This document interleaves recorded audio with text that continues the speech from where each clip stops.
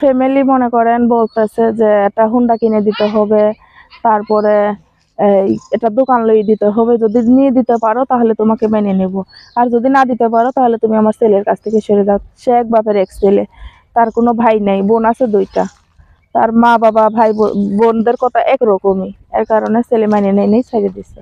বলতেছে যে তুমি যদি পারো আর একটা বিয়ে করে নিও, আমার বাদ দিয়ে দাও। এটা হতে কথা বলছিল তার সাথে।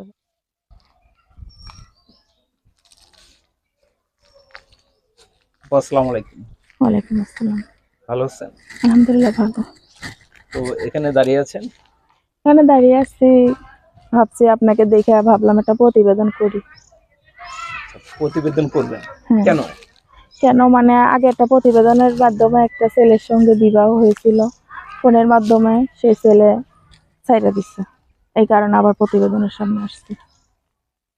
তো তার সাথে বিয়ে হয়েছে কিভাবে একটু বলবেন? ফোনের মাধ্যমে একটা প্রতিবেদন ছাড়ছিলাম, ওই প্রতিবেদনের মাধ্যমে সে আমাকে দেখে পছন্দ করছিল, পছন্দ করার পরে সে ফোনের মাধ্যমে আমাকে বিয়ে করছিল। তো তারপরে তার ফ্যামিলি মাইনে নেই দেখে তালাক দিয়ে দিচ্ছে।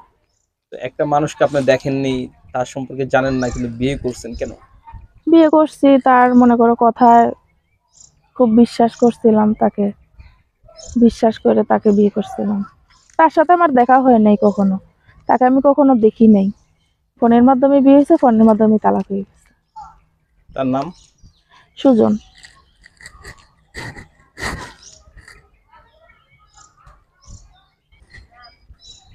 তার ফ্যামিলি মনে করেন বলতেছে যে একটা হুন্ডা কিনে দিতে হবে, তারপরে এটা দোকান লই দিতে হবে, যদি নিয়ে দিতে পারো তাহলে তোমাকে মেনে নেব, আর যদি না দিতে পারো তাহলে তুমি আমার ছেলের কাছ থেকে সরে যাও। সে এক বাপের এক ছেলে, তার কোনো ভাই নেই, বোন আছে দুইটা, তার মা বাবা ভাই বোনদের কথা একরকমই, এর কারণে ছেলে মেনে নেই ছেড়ে দিচ্ছে।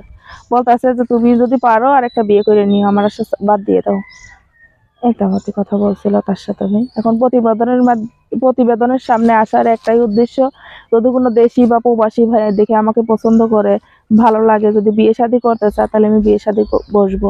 কারণ আমি খালুর কাছে ছোট থেকে বড় হয়েছি, খালুর কাছে, খালাটা মারা গেছে, খালুটাও মারা গেছে। এটা ঠিক করেন। আচ্ছা, আপনার নাম জানা হলো না। আপনার নাম? সাথী আক্তার। সাথী আক্তার। হ্যাঁ। তো সাথে প্রথমে তো আসলে এই যে আপনি যে প্রবাসী, যে যার সাথে আপনার সম্পর্ক হয়েছে, একটা ধোঁকা খাইছেন, তো আবার এগুলো কেন চাচ্ছেন? এখন চাচ্ছি যদি সে আমাকে জানে শুনে নিতে চায় তাহলে আমি তার কাছে যাব।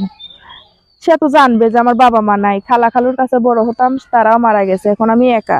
ওই যে বাড়িয়ালিদের বাসাতে থাকি, 2000 টাকা মাসে বেতন, এই রুম ভাড়া দিতে হয়, খুব কষ্টে থাকি একা।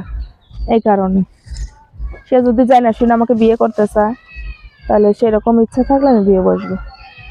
তো আবারও যদি এরকম ধোঁকা খান? সেরকম হলে এখন ভাগ্যের উপরে নির্ভর ভাই। মানুষকে বিশ্বাস করে যদি ঠকতে হয় তাহলে তো কিছু করার নাই, এটাই লাস্ট চান্স, এটাই। তো ভবিষ্যৎ ইচ্ছে কি? ভবিষ্যৎ ইচ্ছে যদি কোনো ভালো ছেলে পাই, আমি মিশিং এর কাজ জানি, যদি সে বলে যে তোমাকে একটা দোকান লিয়ে দেবো, সে দোকানে যে কোনো কাজ করে খাইতে পারবো, দোকানে মাল উঠেই। তো এখন কিভাবে চলে আপনাদের সংসার? এখন চলতেছে, এখন আমি একাই, খালু ছিল মারা গেছে, তার কোনো ছেলে সন্তান নাই, এখন আমি একাই থাকি। বাড়িয়ালিদের বাসায় মাঝে মাঝে কাজ কাম করি, ওরা ভাত দিলে খাই, না দিলে না খাই, খুব অভাবে থাকি ভাই। তো আর কিছু বলার আছে আপনার? এখন বলার একটাই কথা, যদি কোনো দেশি বা প্রবাসী ভাই যদি আমাকে দেখা পছন্দ করে বিয়ে শাদী করতে চায়, বিয়ে শাদী করার ইচ্ছা আছে। তো আপনার নাম্বার মুখস্থ আছে? না, নাম্বারটা মুখস্থ নাই, ফোনের মাধ্যমে ভিডিওতে দিয়ে দিব। হ্যাঁ, ভিডিওতে দিয়ে দিন, ভিডিওতে স্ক্যানে দিয়ে দিলেই হবে। আচ্ছা ঠিক আছে, ভালো থাকবেন। আচ্ছা ভাইয়া, আল্লাহ হাফেজ।